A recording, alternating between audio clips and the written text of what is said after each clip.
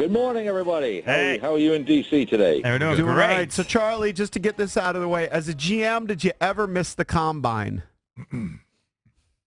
No, as a GM, I never missed the combine. No. In fact, I was there for the first one where they actually did workouts and time people, and that was '83 in Tampa in the rain with Darryl Green. Nice. I asked if you had ever missed the combine because I want you to kind of chime in on the Scott McCloughan situation, the GM of the Redskins, not at the NFL Combine. What do you know, and how do you see this thing playing out?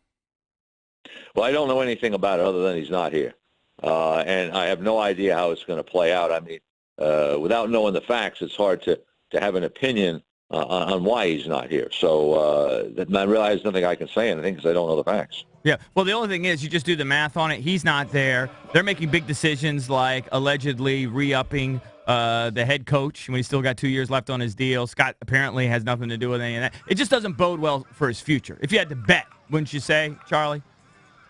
Well, again, why isn't he here? Until you can answer that question, it's hard to answer the second question. See? Yeah. All right, a lot of guys jumped out during this combine. I got a kick out of watching a lot of your coverage. The guy that I said, now listen, he's obviously a luxury pick for a team like the Redskins, but the guy I said from the beginning that I love and I would love to have on my football team, I believe you loved him too, is Christian McCaffrey. Oh, my goodness. He was the best of all the running backs in the drills. Okay, we're just talking about, the Olympics here.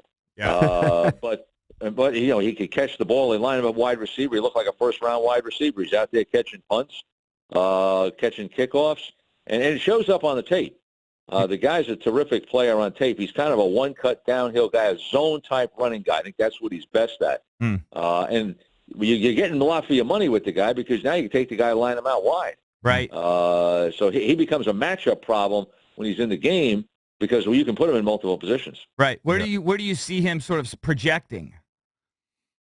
Well, we'll have a new mock draft out tomorrow, okay, on NFL Network. So we're working on it today. But I see him somewhere in that first round. Tampa could use a back. Denver can use a back. That's kind of where I see the discussion starting in that middle to second part of the first round. Do you put a lot of stock in? Maybe I'm too low on him. I don't know. What about Cook and Fournette? Do you put a lot of stock in Fournette's weight? Or the lack of vertical? He ran 4.51 on the electronic at 240 pounds. Right.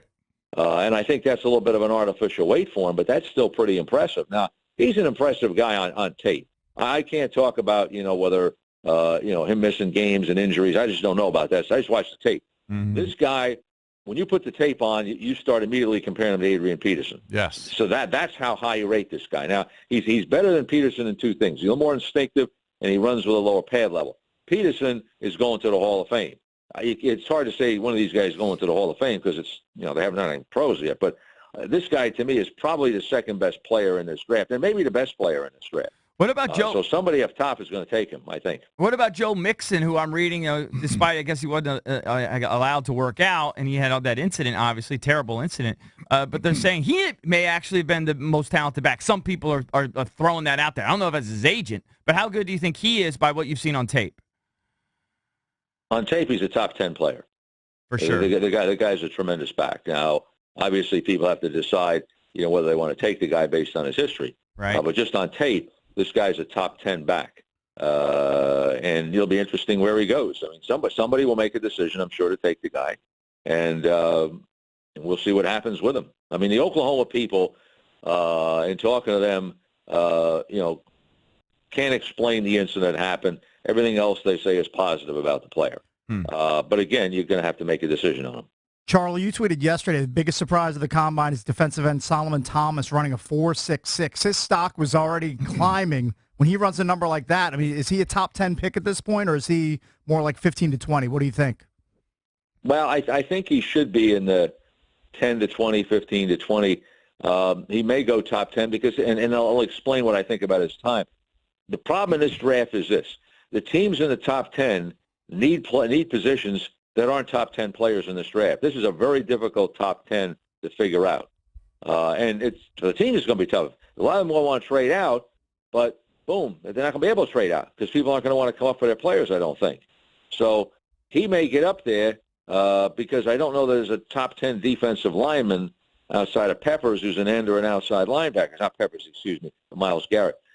you see a scenario where Dan would okay a move where they traded Kirk to San Fran and a Shanahan? I just don't even see that playing out from that perspective. Well, that's an excellent point. But, just talking to our NFL Network information man, Ian Rappaport, does a great job. Yeah. I mean, he feels that there's no question there's definite serious trade talks that are taken.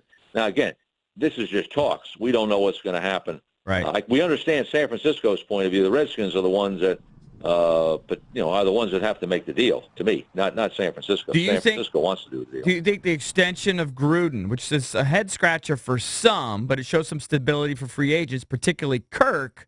Do you think that's a strike in their favor for keeping Kirk? Oh, I think so in all the free agents, because now you don't fight who the head coach argument is that other people are going to bring up. Right. So, and I think Gruden has always been a strong Kirk supporter, and I think Kirk appreciates playing for Jay and the system he's in.